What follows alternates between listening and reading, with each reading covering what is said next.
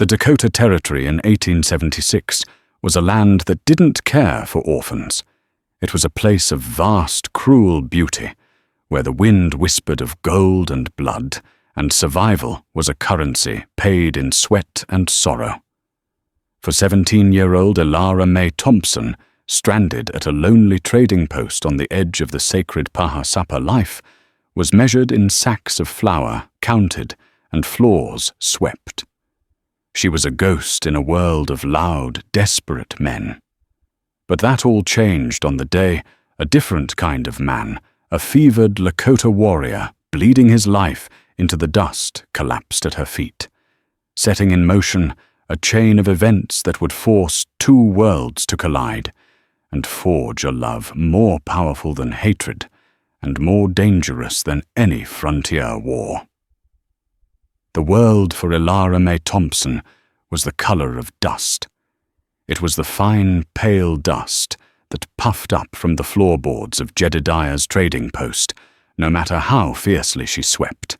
It was the thick, choking dust kicked up by the freight wagons that lumbered in from Chaitan, bringing barrels of whiskey and overpriced dreams. And it was the lonely, whispering dust of the prairie that stretched in every direction, a vast, indifferent ocean of grass, under a sky so big it could break your heart. She'd been living in that dust for 6 years, ever since the cholera had taken her ma and pa on the trail west, leaving her a silent, hollowed-out girl of 11. Jedodiah Croft, the proprietor of the post, and a distant cousin of her mother's she'd never known had taken her in. It was not an act of charity, but of grim pragmatism. A girl could sweep cook-mend and serve the foul-smelling prospectors who drifted in and out their eyes, glittering with a fever for the gold they were gouging from the nearby Black Hills, the Pahasapa, as the Lakota called them. Jedodiah was a man carved from the same hard granite as the hills. His face was a road map of shrewd deals and sun-squinted suspicion, his kindness rationed as carefully as his sugar supply. "The world owes you nothing, girl," he'd grumble, his voice raspy from cheap cigars. "You earn your keep or the prairie swallows you whole." Elara earned her keep. She rose before the sun, her hands raw from lye soap and hot water, and she fell into her narrow cot in the storeroom, long after the last drunkard had stumbled out into the night, the sound of their jeers and crude laughter still ringing in her ears. She was an apparition in a grey calico dress, her once bright auburn hair perpetually tied back in a severe bun, strands escaping to frame a face that had forgotten how to smile. Her world was small and suffocating, the smoky interior of the post, the splintered porch, the chicken coop out back, and the well from which she drew endless buckets of cold, clear water. The tension around the post had been tightening like a noose for months.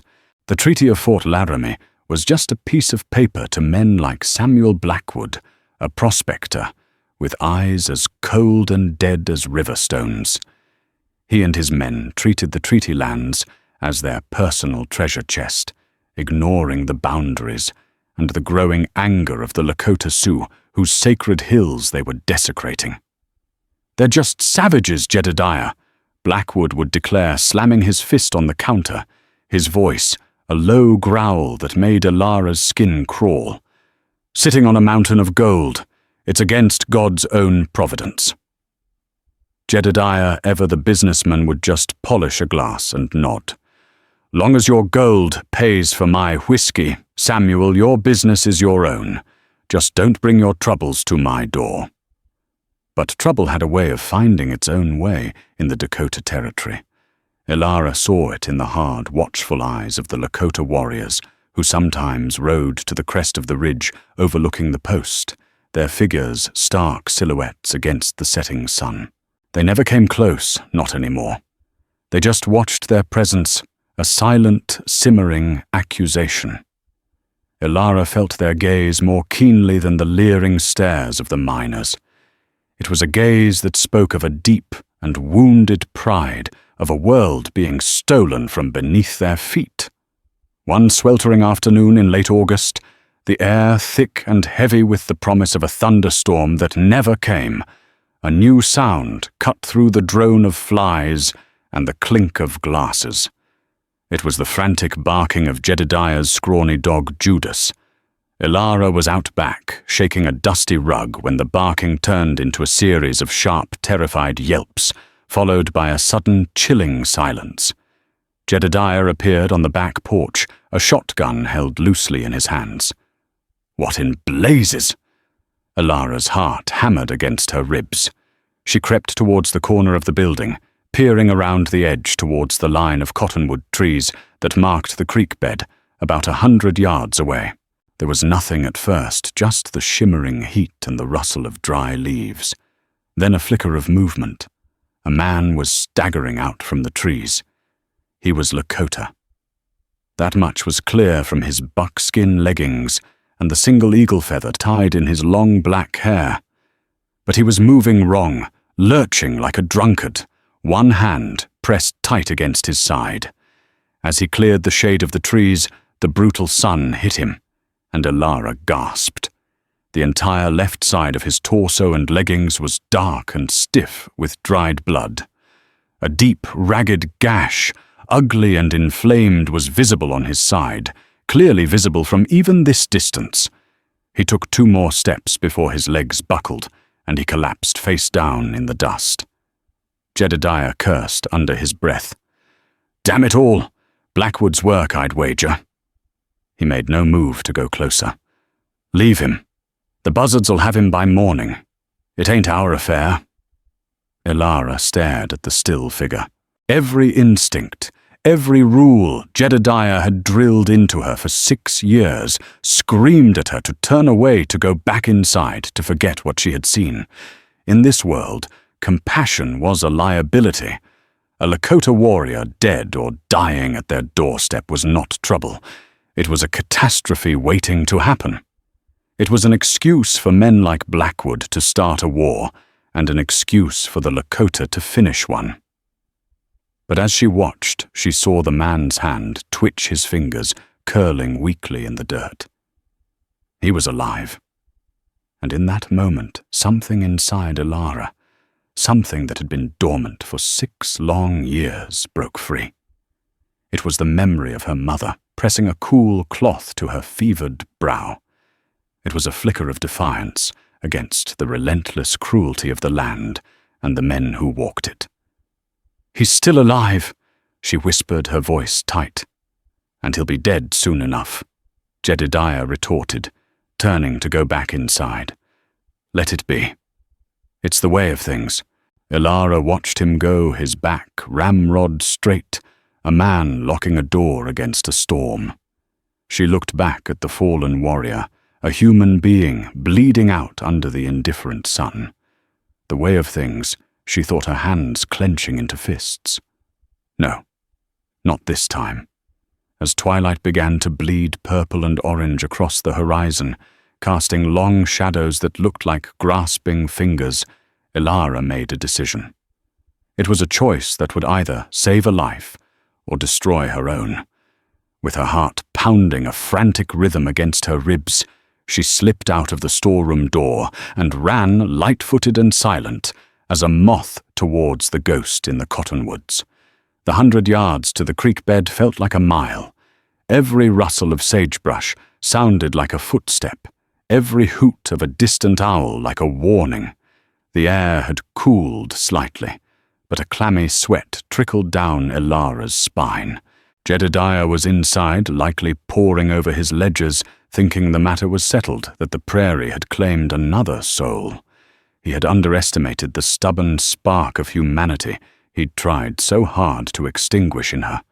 She reached the fallen man and knelt, her breath catching in her throat. Up close, he was younger than she'd expected, perhaps only a few years older than herself. His face, even slack and pale beneath its bronze skin, was finely sculpted with a strong jaw and high cheekbones. His long black hair was matted with sweat and dirt. The wound in his side was worse than she'd imagined. It was a vicious-looking puncture, likely from a bowie knife, rimmed with angry red and a sickly yellow. It smelled of infection and death. His breathing was a shallow, ragged whisper. He was burning with fever. She could feel the heat radiating from his skin without even touching him. He was dying. Jedodiah was right about that. Panic warred with a strange, fierce resolve. She couldn't leave him here, but she couldn't possibly move him to the post. Jedodiah would skin her alive before throwing them both out. Her eyes darted around, searching for a solution. The creek bed was mostly dry, but a small, steady trickle of water still flowed from an upstream spring. And there, tucked under the gnarled roots of an ancient cottonwood, was a hollow, almost a small cave carved out by years of spring floods. It was hidden, sheltered, and just large enough. Getting him there was a nightmare. He was lean but tall and dense with muscle. She was wiry but strong from years of hard labor. Gritting her teeth, she hooked her arms under his, trying to drag him. He groaned a low, guttural sound of pure agony that sliced through her. "I'm sorry." She whispered the words, tasting foreign on her tongue. It had been so long since she'd spoken with anything resembling tenderness. "I'm trying to help you." He didn't respond, his eyes remaining closed. With a surge of adrenaline, she heaved, dragging him inch by painful inch across the dusty ground, leaving a dark trail behind them. By the time she got him into the hollow, her arms were screaming and her lungs burned. She propped him up as best she could against the cool earth of the hollow's wall. Now what? He needed water. He needed the wound cleaned. He needed medicine he didn't have and care she barely knew how to give. Her mother had been a healer of sorts, using herbs and poultices, and Elara had watched her child's mind, a sponge for details she never thought she'd need. The first trip back to the post was the most terrifying. She slipped through the back door into the storeroom, her heart in her throat. The low murmur of voices from the main room told her Jedodiah was still occupied. Her hands trembled as she grabbed what she could, a strip of clean linen she'd been saving for mending a small tin bucket, and a half-empty bottle of carbolic acid from the medicine chest Jedodiah kept for emergencies. She also grabbed a forgotten dented canteen. Back at the hollow, she filled the canteen from the creek and gently dribbled a little water onto the man's cracked lips. He swallowed reflexively, a faint flicker of life that spurred her on. Cleaning the wound was the hardest part. She ripped the linen into strips. Steeling herself, she diluted the carbolic acid with water and began to dab at the raw, infected flesh. The man's body arched in a silent scream. His eyes flew open. For a heart-stopping second, they stared right at her. They weren't black as she'd expected, but a deep, dark brown.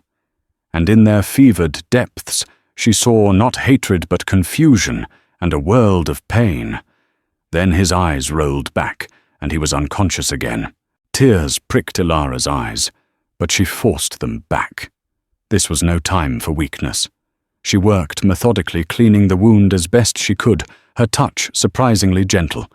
She packed the wound with more clean linen, a woefully inadequate bandage, but it was all she had. For the next 3 days, Elara lived a double life. By day, she was the silent, efficient drudge of the trading post, sweeping, serving, and enduring the casual cruelty of the patrons. She moved in a fog of exhaustion, and fear her every sense on high alert. A sharp question from Jedodiah. "You're jumpy as a frog on a hot skillet, girl. What's ailing you?" Sent ice through her veins. She learned to steal a little at a time so it wouldn't be noticed.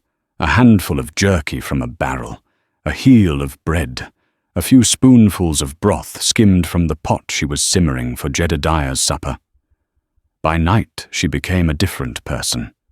Under the cloak of darkness, she was a healer, a guardian. She would slip out to the hollow, her small lantern casting flickering shadows. She'd check his fever force more water and broth between his lips, and clean and redress the wound which continued to weep and fester. He was lost in the throes of delirium. He thrashed and moaned, muttering in his own tongue a language that sounded to Elara like flowing water and stones tumbling in a riverbed. The words were meaningless to her, but the tone was not. She heard pain and anger, and sometimes a name whispered, with a soft, desperate longing. Flower. During these long, dark hours, she found herself talking to him, her voice a low murmur. She told him about the dust, about her parents, about the crushing loneliness of her life. She spoke of things she had never told another living soul, pouring her heart out to a man who couldn't understand her words, but who seemed, in his fevered state, to absorb her sorrow. "They call you a savage," she whispered one night, wiping his brow with a damp cloth. "But all I see is a man who is hurt, just like me. Just hurt in a different way." On the fourth night, a new crisis arose. Her stolen supplies were running out, and the man's fever was spiking worse than ever. His body was slick with sweat, yet he shivered violently. She knew with a certainty that chilled her to the bone that if the fever didn't break by morning, he would die. Her mother had always sworn by willow bark tea for fevers. There were willows growing further down the creek, but there was another ingredient she'd used, a potent one, Jedodiah kept locked in his medicine chest laudanum. A few drops could ease his pain and perhaps grant him the deep healing sleep he needed. The risk was enormous. Jedodiah counted every drop of that stuff, but the image of the life flickering out in the man before her was a greater terror. Leaving him shivering in the dark, she crept back towards the trading post her mind made up. The main room was dark and silent. Jedodiah was asleep in his room upstairs. The floorboards of the storeroom creaked under her feet as she moved towards the medicine chest. The lock was simple, but she'd need something to pry it. Her eyes landed on a butter knife she'd left on a crate. With her heart hammering so loudly, she was sure it would wake the dead. She wedged the tip of the knife into the lock mechanism and pried. The wood groaned in protest. She froze, listening. Silence. She tried again, putting her whole body into it. With a sharp crack, the lock splintered. She fumbled inside her fingers, closing around the small, dark bottle of laudanum. She also grabbed a small tin of salve she'd overlooked before. Tucking them into her apron, she turned to leave, and her blood ran cold. A figure was standing in the doorway, connecting the storeroom to the main post. It was Jedodiah Croft, holding a lantern, high his face, a mask of grim fury. He wasn't holding his shotgun. He was holding a thick leather belt, a well-worn instrument of punishment she hadn't seen since she was 12. "So," he said, his voice dangerously quiet, "the little mouse has grown claws. Tell me what you're stealing, girl, and then tell me who you're stealing it for." The silence in the storeroom was thick and suffocating, broken only by the hiss of Jedodiah's lantern. The light cast long, dancing shadows, making the cramped space feel like a cage. Elara stood frozen, the cold glass bottle of laudanum, a guilty weight in her hand. Her mind raced, searching for a lie, an excuse, anything that might blunt the fury she saw in Jedodiah's eyes. I have a fever." She stammered the lie, weak and unconvincing, even to her own ears. Jedodiah took a slow step forward, the leather belt dangling from his hand. "A fever," he repeated, his voice dripping with sarcasm. "Funny. You seemed spry enough to serve Blackwood and his boys their rot-gut not 3 hours ago. You're a terrible liar, Elara. Always have been. Now I'll ask you one more time. Who is it for?" Her silence was his answer. His eyes narrowed, and a dawning, Horrified realization spread across his face. He glanced towards the back door, then back at her dirt-smudged, exhausted face. "No." He breathed the word a mix of disbelief and rage. "You didn't. That savage out by the creek. You've been helping him." He advanced on her, his face contorted. "Are you insane, girl? Do you know what you've done? When they find out, and they will find out, they'll burn this place to the ground. Blackwood will have my hide, and the Lakota will have yours." He raised the belt. Elara flinched, squeezing her eyes shut, bracing for the familiar sting. But the blow didn't fall. When she dared to open her eyes, Jedodiah had paused, his arm still raised. He was looking at her, truly looking at her. And for the first time, he wasn't seeing a servant or a burden. He was seeing the defiant, terrified girl who had chosen to risk everything for a stranger. The fury in his eyes was still there, but it was now warring with something else, a flicker of grudging, confused respect. 6 years, he said, his voice low and ragged. 6 years I've given you a roof and food. And this is how you repay me, by bringing a war to my doorstep for a dying Indian. He was a dying man, Elara shot back, her own voice, trembling but firm. You were just going to let him die in the dirt. It's not my dirt. It's not my fight. Jedodiah roared, slamming his free hand against a stack of crates. He paced the small space like a caged wolf. You think this is some children's story? You think you can patch him up and he'll ride off into the sunset? His people will come looking for him. Or Blackwood's men will find him. Either way, this post our lives are right in the middle. He stopped and stared at her, the fight seeming to drain out of him, replaced by a weary resignation. He slowly lowered the belt. He's still alive, then? Elara nodded, her throat tight. His fever is worse. I think he'll die tonight if it doesn't break. Jedodiah let out a long, shuddering sigh, running a hand over his face. He looked a decade older than he had 5 minutes ago. You've put me in an impossible position, girl.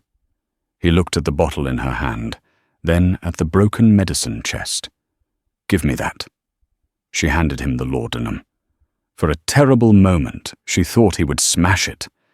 Instead, he pulled the cork and carefully measured a few drops into the cap. This much, he said gruffly. No more. It'll kill a man if you're not careful. This is to help him sleep. The fever will either break or it won't. That's up to God and his own strength now. He shoved the bottle back at her.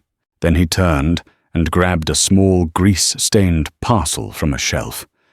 This is a poultice, he said, not looking at her. My ma used to make it. Plantain and comfrey.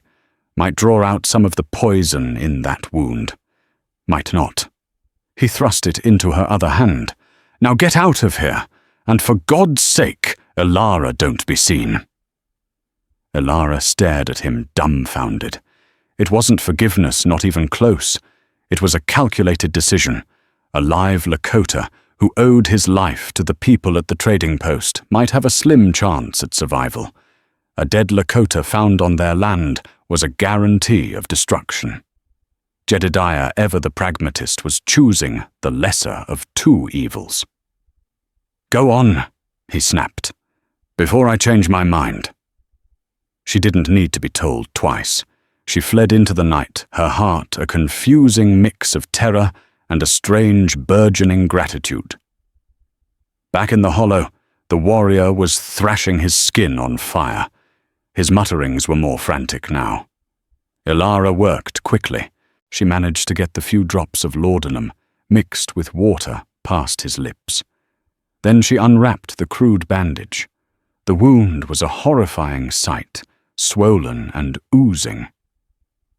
Taking a deep breath, she applied Jedodiah's poultice, a thick, green, earthy-smelling paste. There was nothing more she could do. She sat with him, the silence of the night pressing in. She changed the cool clothes on his forehead, listening to his ragged breaths, each one a question mark. She found herself praying not to the distant, punishing god of her childhood, but to the moon, the stars, the whispering wind, anything that might be listening. Sometime before dawn, the laudanum took hold. His thrashing ceased, and he fell into a deep, unnervingly still sleep. His breathing, though shallow, became more regular. Elara stayed by his side, too exhausted to move her head, eventually slumping against the cool earth wall of the hollow as she drifted into a fitful sleep. She awoke with a start to the sound of a voice. It wasn't the delirious muttering she'd grown used to. This voice was quiet, raspy, and clear, and it was speaking to her. She looked up. The warrior was awake. His eyes were open and lucid, the fever haze gone. He was watching her, his expression a mixture of weakness, confusion, and profound intensity. He said something in his tongue, the words, "A question." Elara shook her head. I don't understand." He tried to sit up, wincing as pain shot through him. She instinctively moved to help, propping him against the wall. His eyes scanned the small hollow, taking in the dirty clothes, the empty canteen, the remnants of her crude nursing. His gaze finally settled on her face. He lifted a hand, his movement slow and deliberate, and gently touched a smudge of dirt on her cheek. The touch was feather-light, but it sent a jolt through her. He spoke again, his voice softer this time. He pointed to himself. "Chaitan," he said. "Falcon," then he pointed to her. He waited, his dark eyes holding hers. She understood. He was asking for her name. "Elara," she whispered. He repeated it, the syllables sounding strange and beautiful in his mouth. "Elara." He looked at the healing poultice on his side, then back at her, and a look of dawning comprehension crossed his features. He knew. He understood what she had done.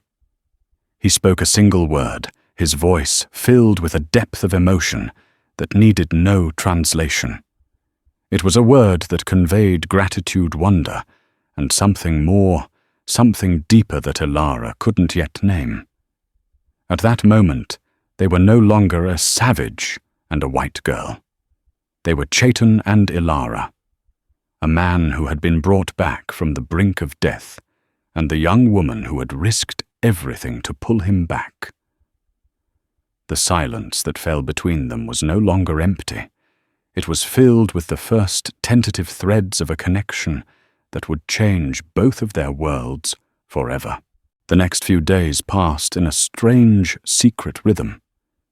Chaitan's recovery was slow but steady. The fever was broken, and Jedodiah's poultice seemed to be working a grim magic, drawing the poison from the wound. Color returned to his face, and the light of intelligence and strength rekindled in his eyes. Their communication was a pantomime of gestures and single words. He taught her the Lakota word for water, for food, for thank you. She in turn pointed to the sky, and I said, "Sky," to a tree, and said, "Tree." He would repeat the English words, his brow furrowed in concentration, his pronunciation careful and deliberate. A quiet understanding grew in the space between languages.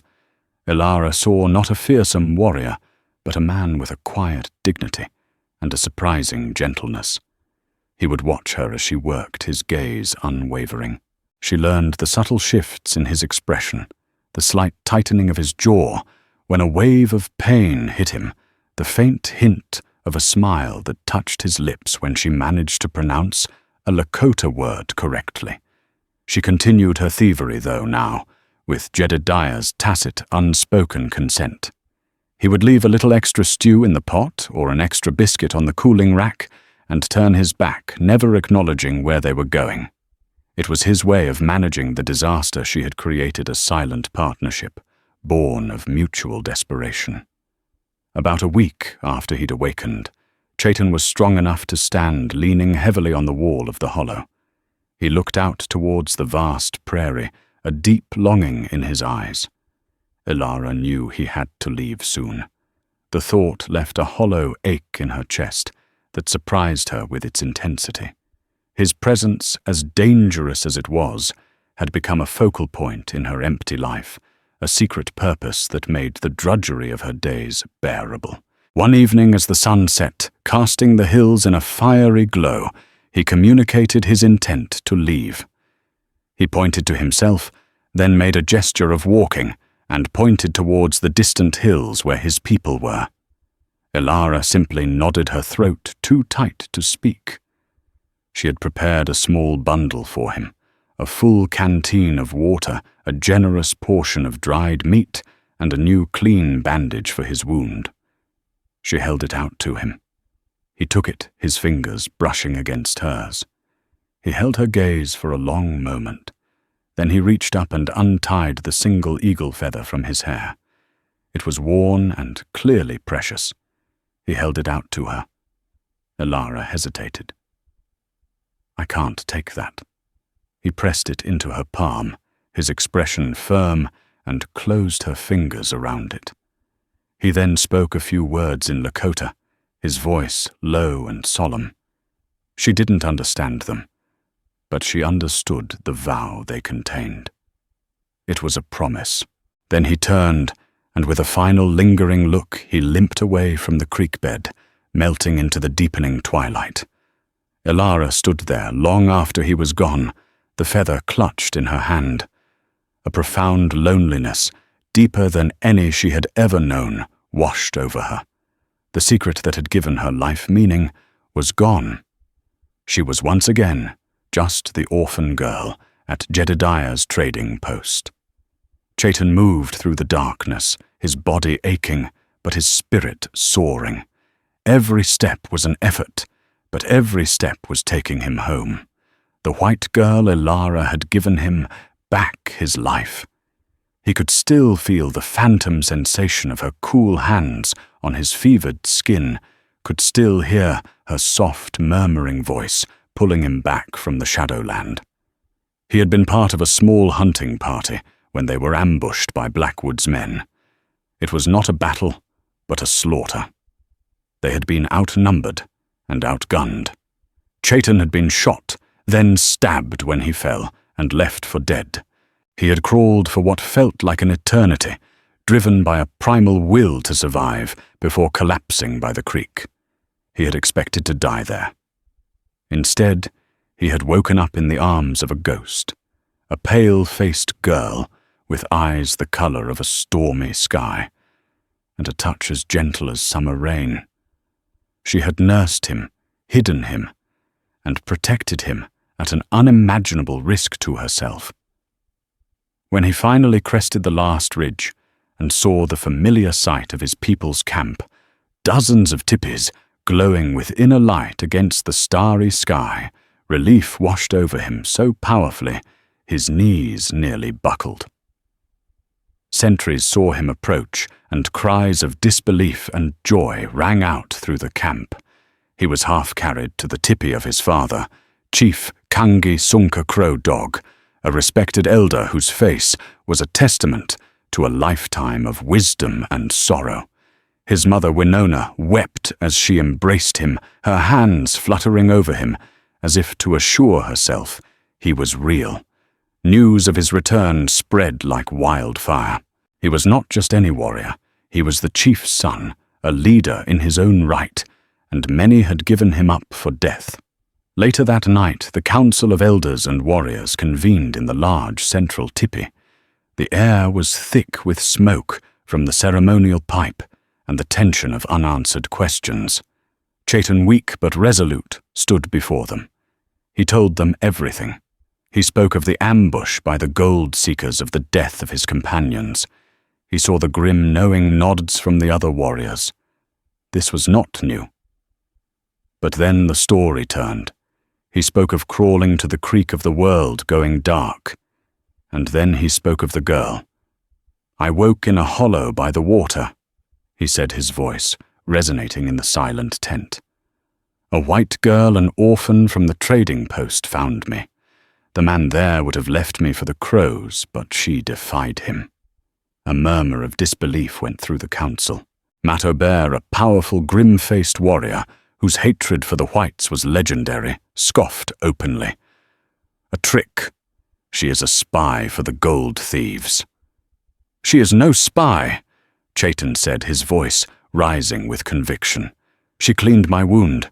She brought me water and food, stealing it from her own people.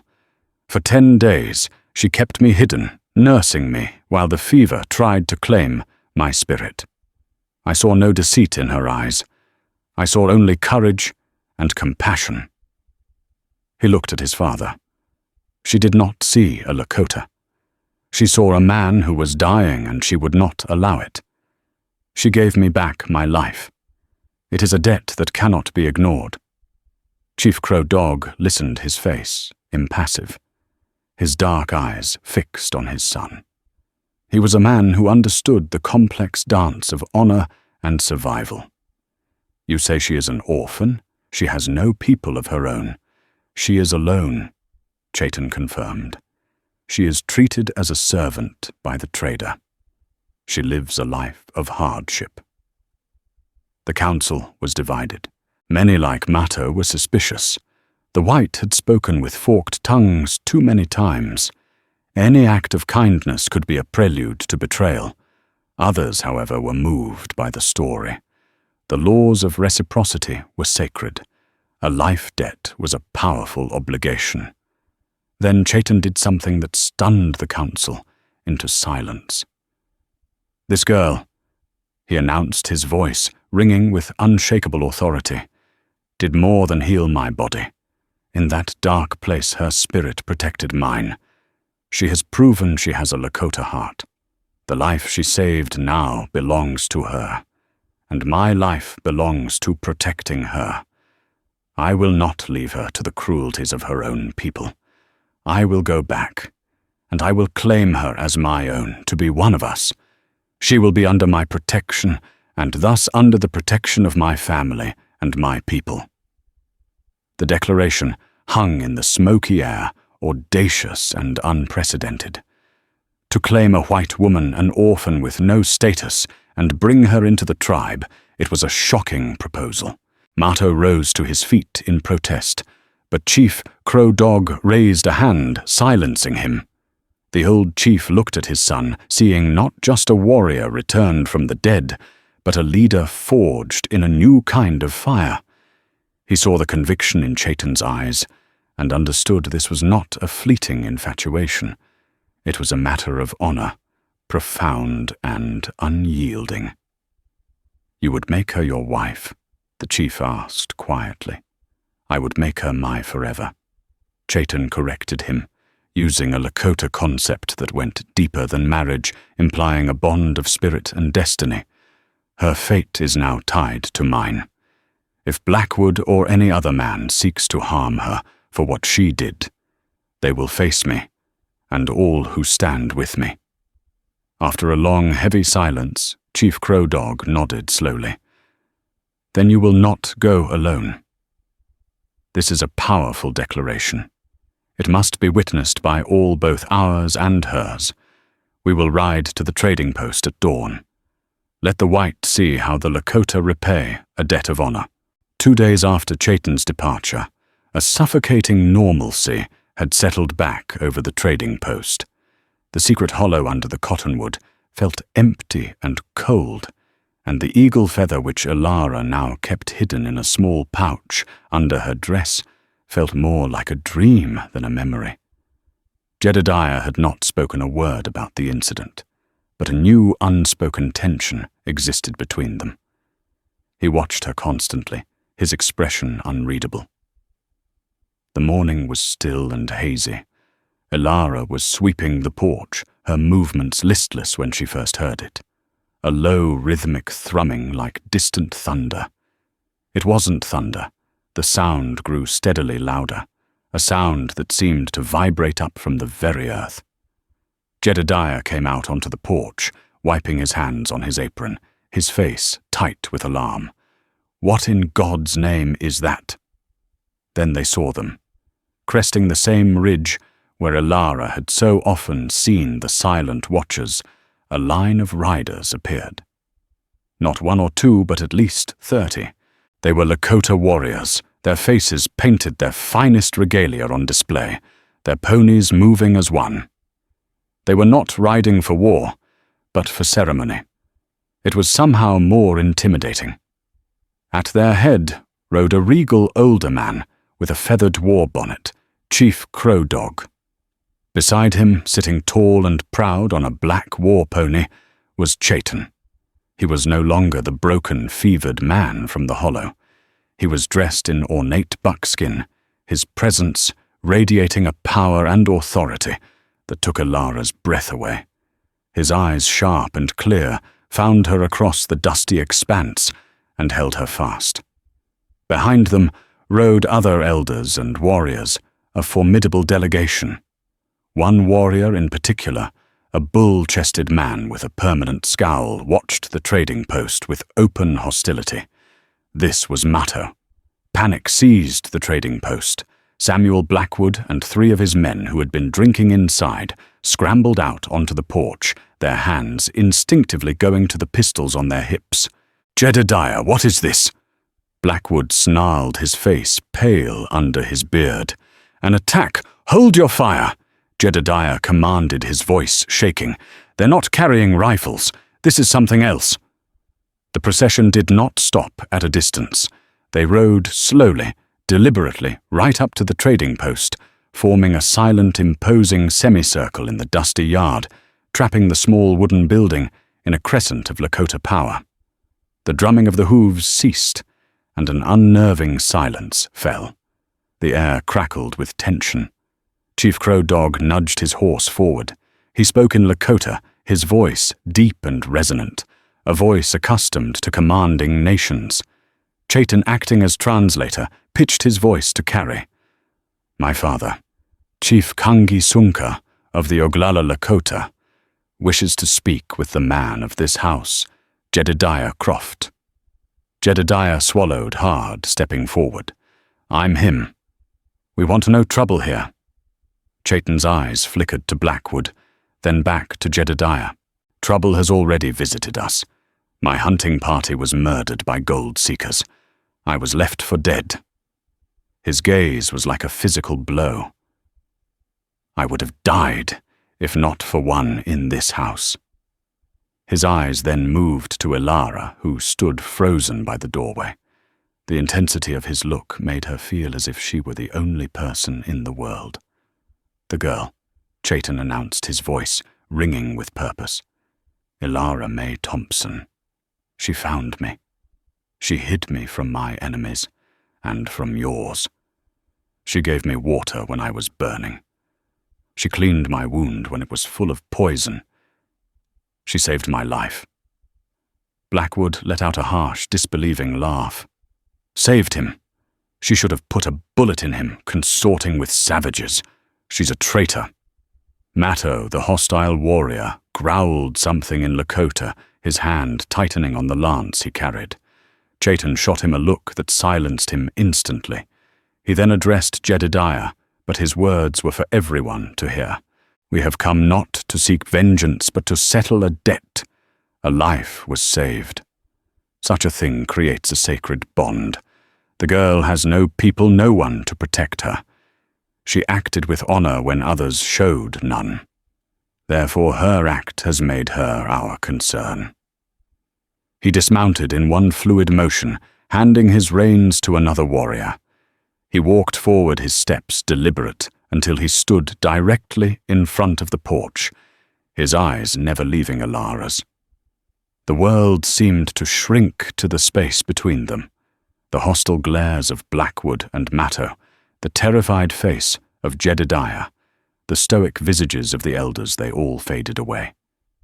"You have a Lakota heart, Elara May."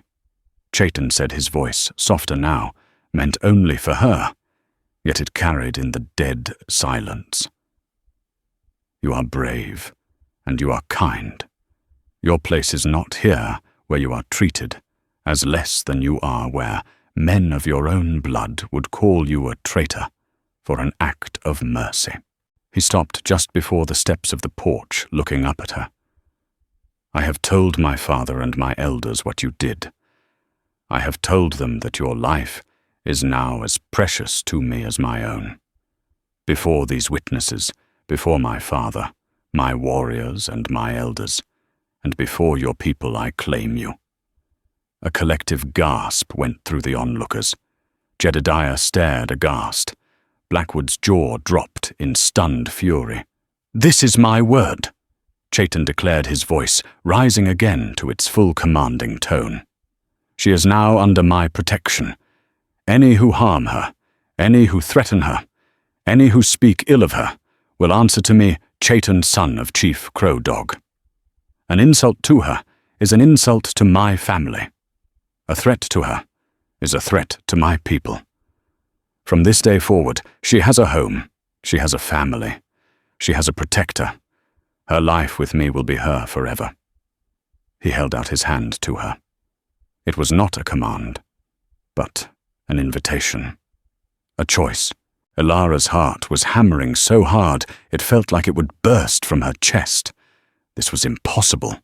This wasn't real. She looked from Chaitan's outstretched hand to the faces around her.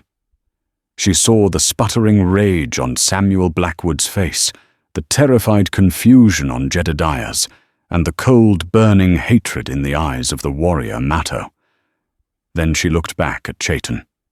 In his eyes, she saw not the wild savage of her nightmares, but the man she had nursed in the dark, the man who had looked at her with gratitude and respect, the man who was now offering her a future she could never have imagined. He was offering her a life beyond the dust. He was offering her a place to belong. Her feet felt like lead, but she made them move. She took one step, then another, descending the porch steps and crossing the few feet of dirt that separated their two worlds. The murmurs from both sides grew louder, a mix of shock and outrage. She ignored them. With a trembling hand, she placed her own in Chaitan's. His grip was warm and strong, engulfing hers completely. It felt like coming home. Chaitan closed his hand around hers and turned to face the assembly, holding their joined hands up for all to see.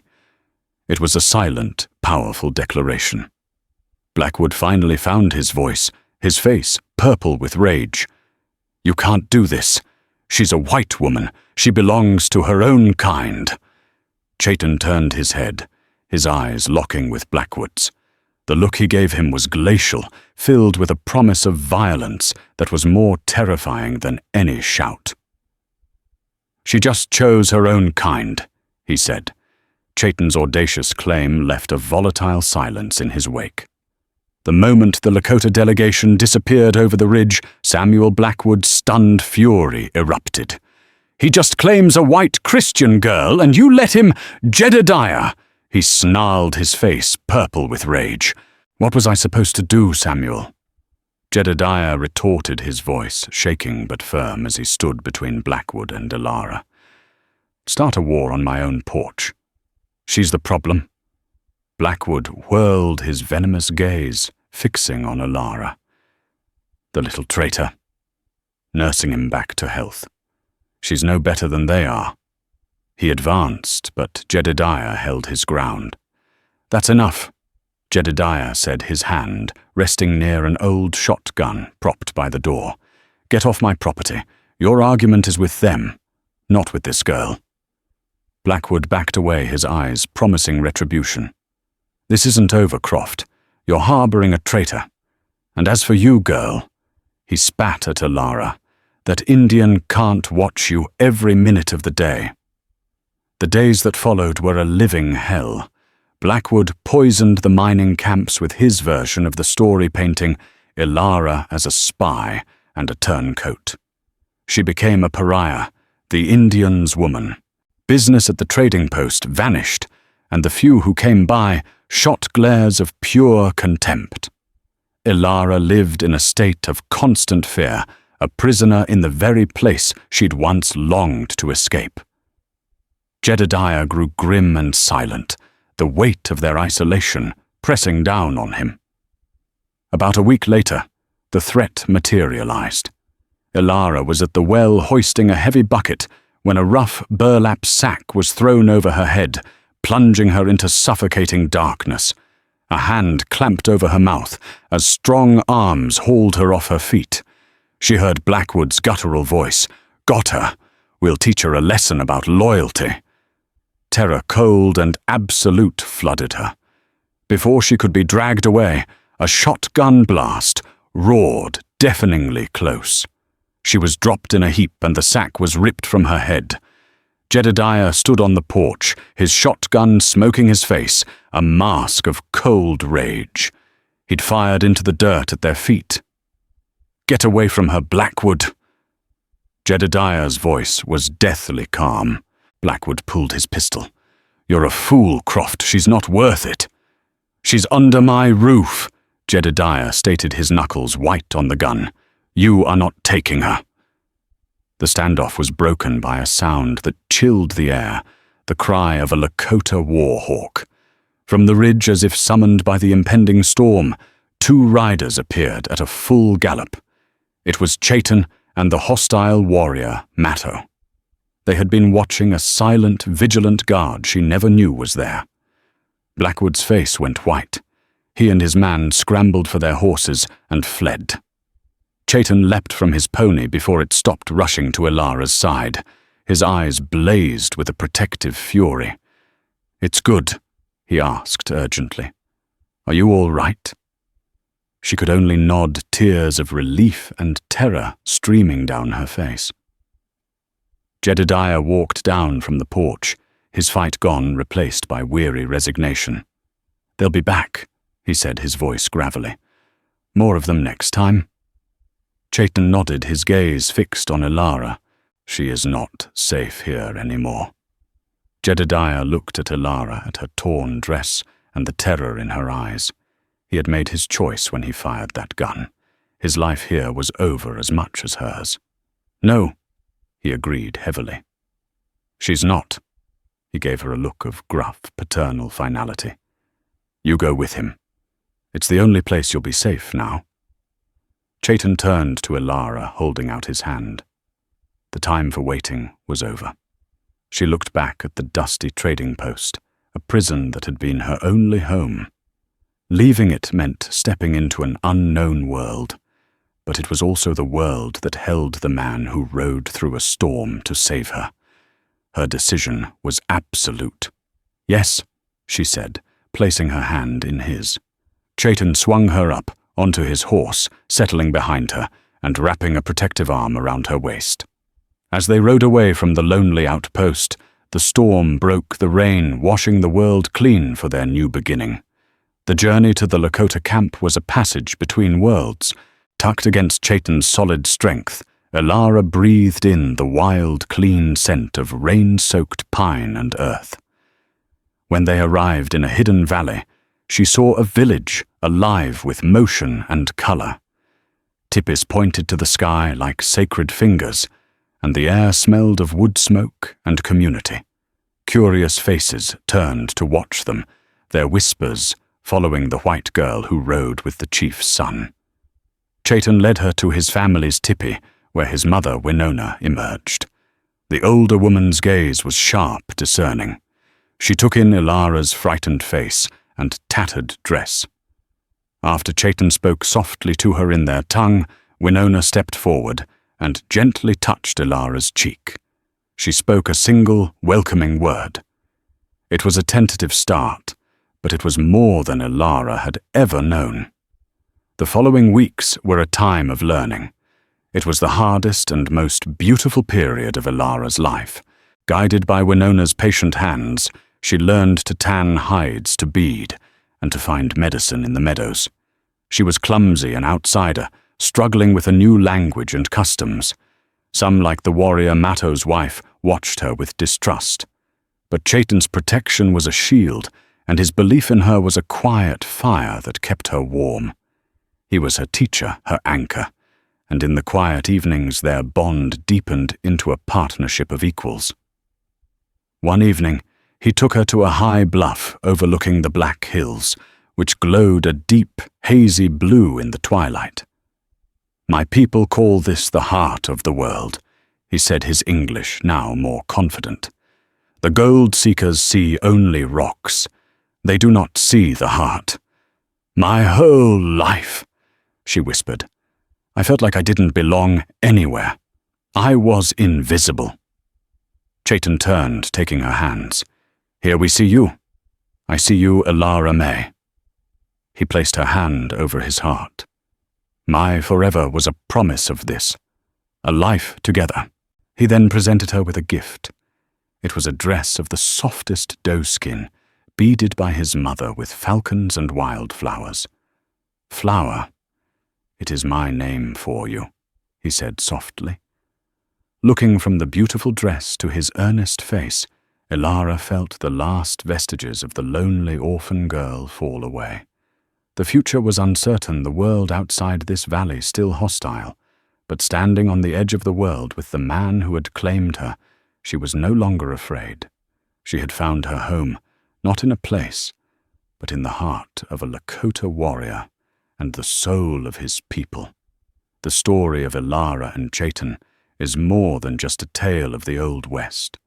It's a testament to the enduring power of the human spirit to find connection in the most unlikely of places. It's a reminder that courage isn't just about fighting battles, but about daring to show compassion in a world consumed by hatred, and that family is not always the one you are born into, but the one you are brave enough to choose. Theirs was a love that dared to build a bridge between two colliding worlds, proving that a bond forged in honor and respect can be stronger than any fortress. If this story of the untamed West and the unbreakable bonds of the human heart moved you, please take a moment to click the like button and share it with someone who appreciates tales of courage and forbidden love. Subscribe to our channel for more true-to-life stories from the pages of history that you won't want to miss. Your support helps us keep these powerful narratives alive. Thank you for listening.